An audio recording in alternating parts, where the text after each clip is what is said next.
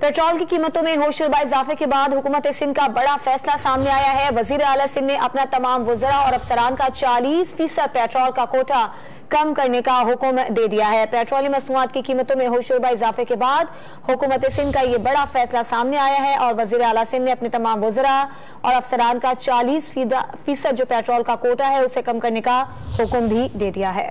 वजीर आला सिंध ने अपना तमाम वज़रा और अफसरान का 40% पेट्रोल का कोटा कम करने का हुक्म दे दिया है। पेट्रोलियम मसनूआत की कीमतों में होशरुबा इजाफे के बाद हुकूमत सिंध का ये बड़ा फैसला सामने आया है और वजीर आला सिंध ने अपने तमाम वज़रा और अफसरान का 40% जो पेट्रोल का कोटा है उसे कम करने का हुक्म भी दे दिया है।